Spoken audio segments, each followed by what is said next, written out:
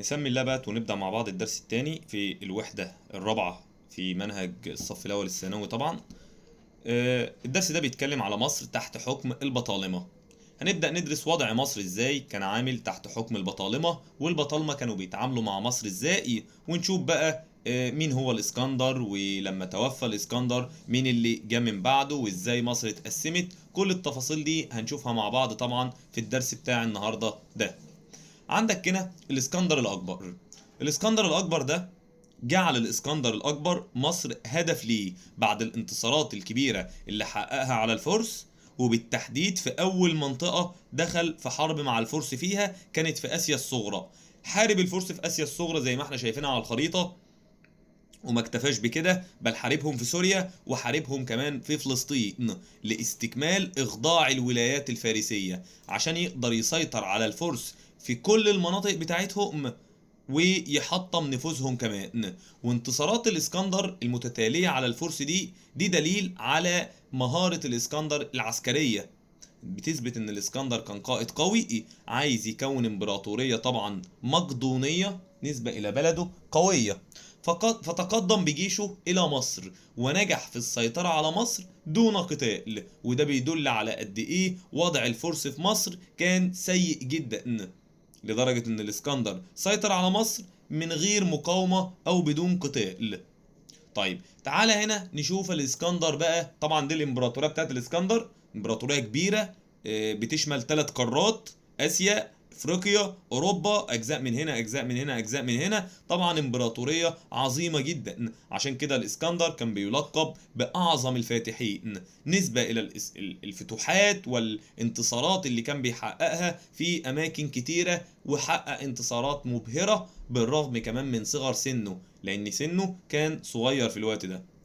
الاسكندر الاكبر في مصر، ايه اللي عمله الاسكندر بقى بالتحديد في مصر؟ الاسكندر سعى الى ارضاء الشعب المصري، عايز يكسب حب الشعب المصري من غير ما يعاديه. الفرس كانوا بيعاملوا الشعب المصري معاملة سيئة جدا، فالاسكندر قال لك لا، انا هحترم المصريين، هظهر للمصريين قد ايه ان انا حاكم بيحترمهم وبيحترم عباداتهم. وفعلا اظهر ولاءه للمعبودات المصرية، وعلى راسها طبعا كان الاله امون.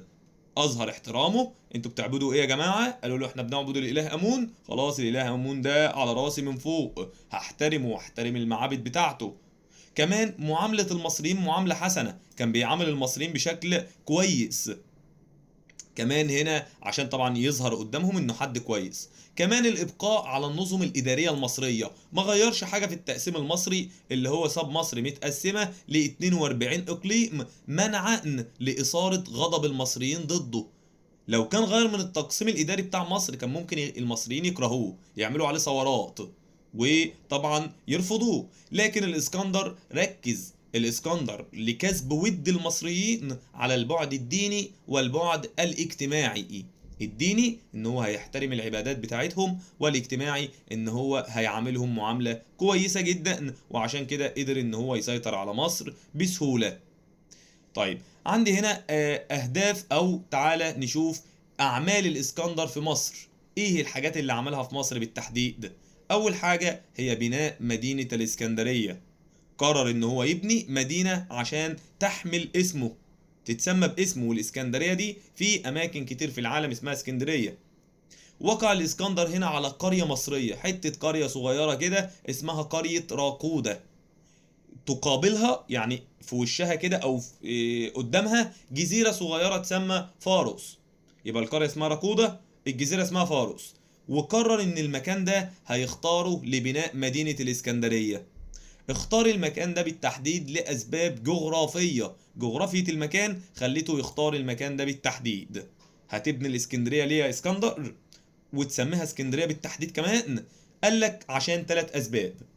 أول حاجة، عايز مدينة تحمل اسمه مثل عدة مدن أخرى أسسها. يعني عمل مدن كتير سماها اسكندرية، مش اسكندرية بتاعتنا دي هي الوحيدة، لأ. كمان تكون مركز لنشر الحضارة الإغريقية في العالم، عايز ينشر الحضارة بتاعته والثقافة بتاعته في كل أنحاء العالم، وهنعرف الحضارة بتاعته سماها بإيه بعدين. كمان هدف عسكري، تكون قاعدة بحرية لتدعيم سيطرته على البحر المتوسط. قاعدة بحرية، مكان عسكري يقدر منه يبني السفن ويسيطر على البحر المتوسط بالكامل. فالإسكندر هنا تقدر تقول إن هو أسس اسكندرية لثلاث أهداف: أهداف شخصية، أهداف حضارية، أهداف عسكرية. دول الثلاث أهداف اللي كان عايز يحققهم الإسكندر، عشان كده بنى الإسكندرية. كمان هو عمل على تكوين حضارة جديدة هتتسمى بعد كده باسم الحضارة الهيلينستية، ودي حضارة بتجمع ما بين الحضارات الشرقية والحضارات الغربية، وبقت حضارة جديدة اتسمت باسم الهيلينستية. طيب تعال نشوف بعد كده توسعات الإسكندر الأكبر بقى. الإسكندر توسعاته راحت لفين ووصلت لفين؟ توسعات الإسكندر بيقول لك هنا: غادر الإسكندر مصر سنة 331 بعد ما بنى اسكندرية، متجها نحو الشرق. ايه ده؟ رايح تحارب الفرس تاني؟ هو انت مش حاربتهم اصلا المرة اللي فاتت في اسيا الصغرى وفي العراق وهزمتهم؟ قال لك اه، بس انا المرة دي هحاربهم في عقر دارهم، في بيتهم، في مكانهم الاساسي، في المنطقة بتاعتهم. واستطاع فعلا ان هو ينتصر عليهم في العراق وايران، ويقضي كمان على الفرس في العراق وايران. كمان الاسكندر توغل، ما اكتفاش بكده برضه. يا عم انت خلاص خلصت على الفرس وهزمتهم، قالك مش كفاية، كمل طريقه في القارة الآسيوية لحد ما وصل لحدود الهند. وصل كده عند دولة الهند، مكون امبراطورية عظيمة شفناها في الخريطة اللي ورا، سماها باسم الامبراطورية المقدونية. فده حلم الاسكندر، توسعات الاسكندر. الاسكندر كان بيهدف لفكرة معينة في دماغه، كان أقنعه بيها الفلاسفة اليونانيين. أقنعوه بأن العالم ده لازما يكون وطن واحد، والوطن الواحد ده اللي هو العالم كله هيحكمه شخص واحد وهو الاسكندر. كانت في دماغ الاسكندر فكرة معينة اسمها العالم وطن واحد، كان عايز يحققها الاسكندر، وفضل طول حياته يسعى لتحقيق الحلم ده. ولكن طبعا الظروف ما ساعدتوش، لان الاسكندر توفى ومات. لما مات الاسكندر بقى سنة 323 قبل الميلاد، والتاريخ قبل الميلاد بتلاقيه نازل لتحت، تاركا وراءه مملكة كبيرة مترامية الأطراف. مملكة كبيرة جدا سابها الإسكندر وراه، مترامية الأطراف يعني لها حدود في كل مكان. زائد إن الإسكندر لم يكن له وريث، ما كانش عنده عيال بقى اللي هو إيه يتولوا الحكم من بعده. وترتب على ذلك اجتمع قادة الإسكندر، القادة الثلاثة بتوعه اللي هم في ماسكين الجيش بتاعه، عملوا مؤتمر اسمه مؤتمر بابل، وقرروا ان هم يقسموا الامبراطورية المقدونية. دلوقتي يا جماعة الاسكندر مات وملوش وريث، نعمل ايه؟ ده سايب امبراطورية واراضي كبيرة جدا، نعمل فيها ايه كل الاراضي دي؟ ايه رأيكم نقسمها على بعض؟ قالوا تمام، دي فكرة كويسة جدا، طب يلا بينا نقسم. مصر كانت من نصيب بطلميوس ابن لاجوس اللي هو بطلميوس الاول، اللي أسس بعد كده دولة هتتسمى باسم البطالمة. طب سوريا والعراق كانت من نصيب واحد اسمه سيليوكاس. سيليوكاس ده اللي أسس دولة السلوقيين، فاكرها؟ خدناها في العراق. كمان بلاد مقدونيا، بلاد مقدونيا دي خدها واحد اسمه أنتيجونس. مقدونيا اللي هي في العراق ذات نفسها. فطبعا ضاعت حلم الاسكندر، حلم الاسكندر في ان العالم يكون وطن واحد، ضاع وطار في الهوا بسبب مؤتمر بابل، بسبب تقسيم القادة بتوعه للإمبراطورية، فمش هيبقى العالم وطن واحد زي ما كان عايز الإسكندر.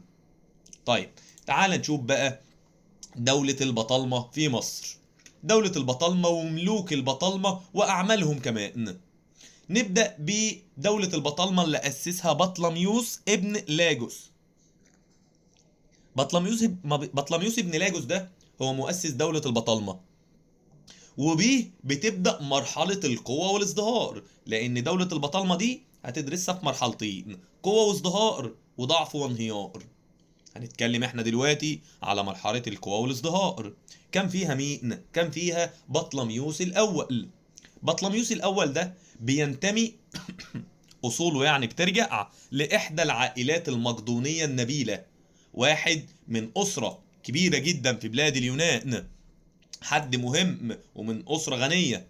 دخل في حروب كتيرة جدا لتوطيد حكمه على مصر، دخل في صراعات كتيرة، أو أعلن نفسه ملكا على مصر يعني بعد معارك عسكرية كبيرة جدا خاضها، زائد إنه كون إمبراطورية بطلمية مركزها مصر، هيعمل دولة عالمية. الدولة العالمية بتاعته دي يكون المركز بتاعها ونقطة البداية بتاعتها مصر. غير كده وضع أسس النظم الإدارية والمالية، بدأ إن هو يهتم بالأمور المالية في مصر والإدارية، يعني عمل تنظيم إداري جديد، غير من الإدارة بتاعت الدولة، جاب اهتم بالأمور المالية، عشان كده عمل وزارة ليها مخصوص، زائد إنه لقب بلقب المنقذ، سموه كانوا بيدلعوا الراجل ده باسم المنقذ. ماشي، ده بطليموس ابن لاجوس. ندخل لتاني واحد، بطليموس التاني. بطليموس الثاني تولى الحكم بعد وفاة والده اللي هو بطليموس الأول، زائد إن الراجل ده بيقول لك عمل نهضة كبيرة جدا في شتى المجالات الاقتصادية والثقافية، اهتم بزراعة، صناعة، تجارة، اهتم بالتعليم، ظبط كل حاجة. زائد إنه في عهد بطليموس الثاني استطاع تكوين إمبراطورية زيه زي أبوه، قال لك أنا زي أبويا بالظبط، أبويا عمل إمبراطورية أنا كمان هعمل إمبراطورية تكسر الدنيا. فشهد عهده توجها نحو شبه الجزيرة العربية والبحر الأحمر وإفريقيا. الراجل ده كان ذكي قوي، كان دارس تاريخ كويس جدا، ليه كان بياخد عندي ولا ايه؟ المهم عمل توجه نحو شبه الجزيرة العربية والبحر الأحمر وإفريقيا كمان. ليه؟ لتحقيق أهداف اقتصادية وعسكرية وسياسية.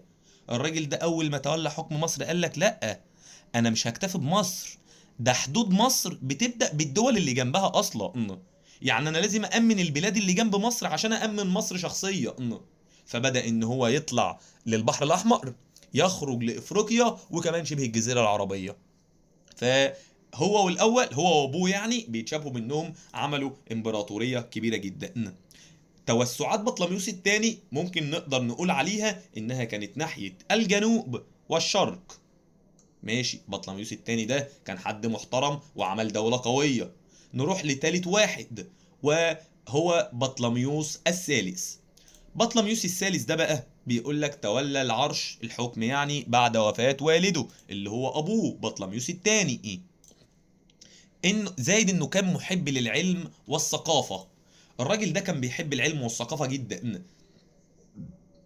وكان بيحب العلوم المختلفة، وتمتع بصفات حميدة لدرجة إن المصريين لقبوه باسم الخير أو الصالح، لأن الراجل ده عامل المصريين معاملة كويسة جدا، والمصريين كانوا بيحبوه. ممكن نقدر نقول عليه إنه كان أقرب حكام البطالمة إلى قلوب الشعب المصري. يا سلام، قد ايه الشعب المصري كان بيحبه في الفترة دي فعلا. طب ليه بقى يا مستر؟ بيقول لك لانه اسقط الضرائب المفروضة على الاهالي، خفف عن الاهالي الناس المصريين الضرائب.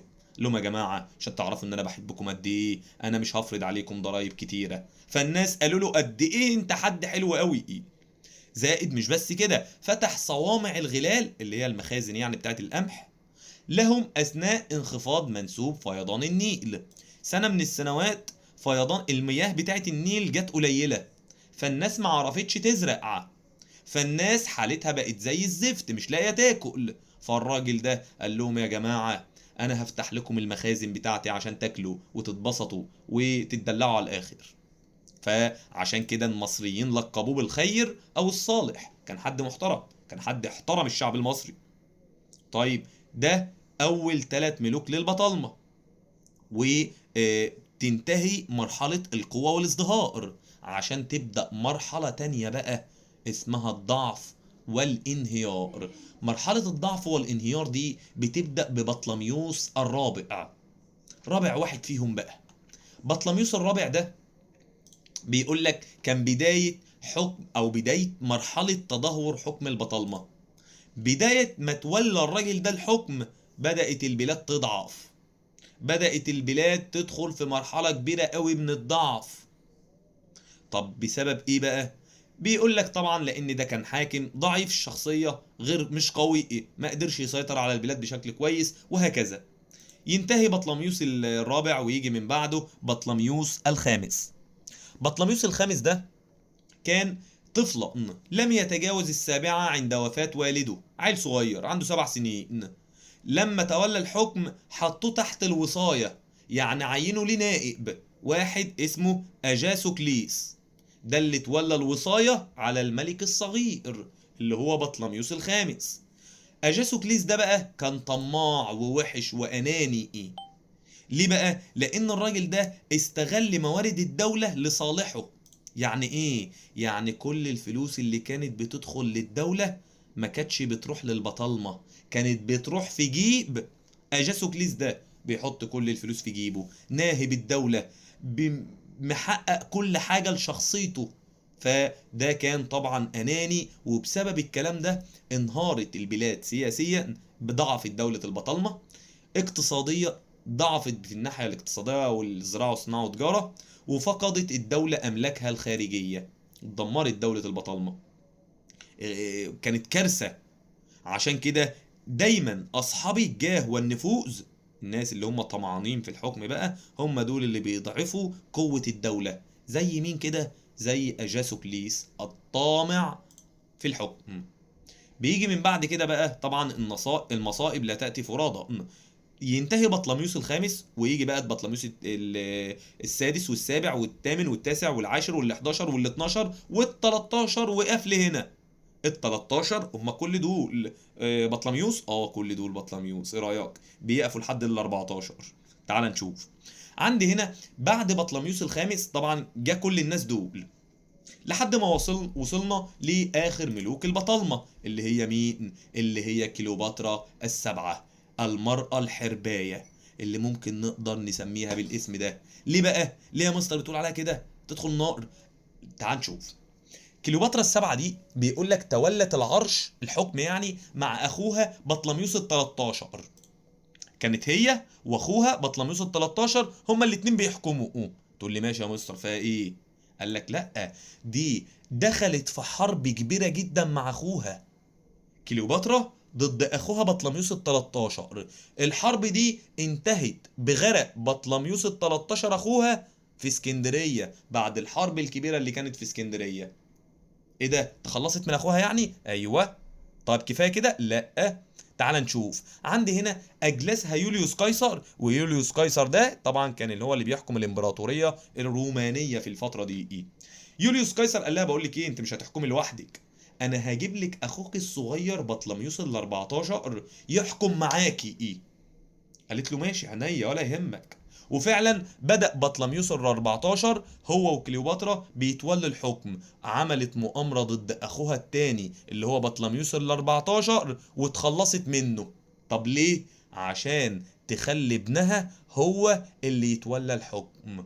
ابنها من مين يا مستر؟ من يوليوس قيصر. هي اتجوزته؟ ايوه، وخلفت منه عيل اسمه قيصرون، وكانت عايزه تخلي الولد ده هو اللي يحكم الامبراطوريه الرومانيه كلها، وهو اللي يحكم مصر كمان.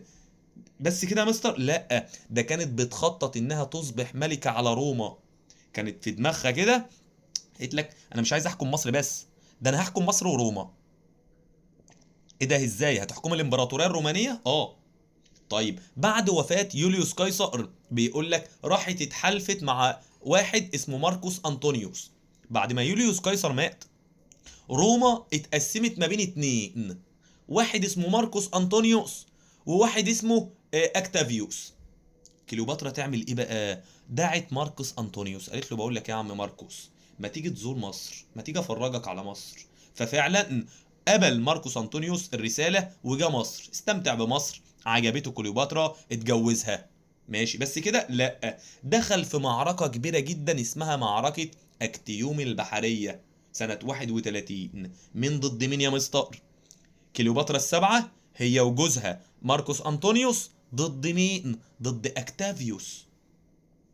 طيب المعركة دي انتهت طبعا بهزيمة كليوباترا وهزيمة ماركوس أنطونيوس ومات. فكليوباترا خافت على نفسها لا تقع تحت ايد أكتافيوس، فراحت انتحرت هي كمان وماتت. وبوفاة كليوباترا السبعة ينتهي الحكم البطالمي على مصر، وتصبح مصر ولاية رومانية تحت حكم طبعا هنا أكتافيوس، وبدأ إن هو أكتافيوس يسيطر بالكامل على مصر.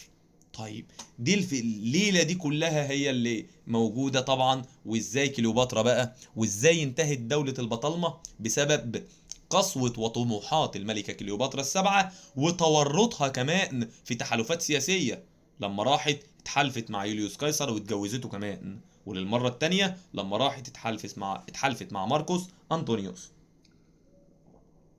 فلما يقول لك مين في عهد دولة البطالمة كان تدخلت روما في شؤون مصر في عهده، هتقول طبعا كليوباترا السبعة. كليوباترا السبعة دي طبعا الست اللي احنا بنتكلم عليها، واللي هي آخر ملوك دولة البطالمة في مصر طبعا.